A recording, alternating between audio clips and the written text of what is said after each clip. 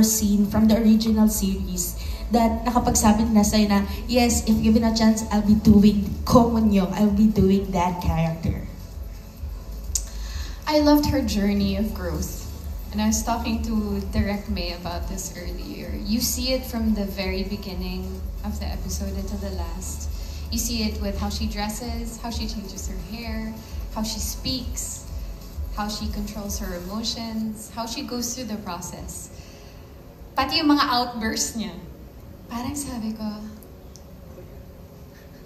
I can see myself. And so I think that it was really a light bulb moment of, grabe, she can be so relatable to so many. And maybe I recognized and acknowledged that with myself also.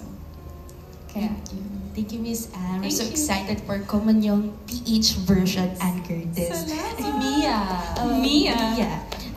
To Sir Carlo and Sir Joshua, this is my last question. How are you feeling that you'll be working with Miss Anne and this series is her comeback series? Ano yung initial reaction niyo po?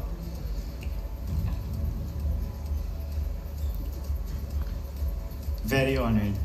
Sobra.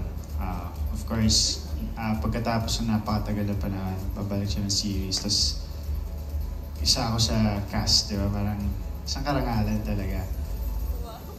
Ano naman? Isang karangalan, Curtis yan. Yes po, you know po. Thank you po, Sir Carlo. Excited. Kasi the last time we worked together, parang for the movie Balero pa yun. Sobrang tagal na nun. So, and I'm sure, kita mo naman, willing and very capable naman ng isang Anne Curtis. So, excited. Excited. Okay, thank you so much and we're so excited for this. Thank you po. Love it. Everyone is super, super excited. Thank you to our friends from the media for your wonderful questions. And at this point, yes, it is time to wrap up this very fruitful project.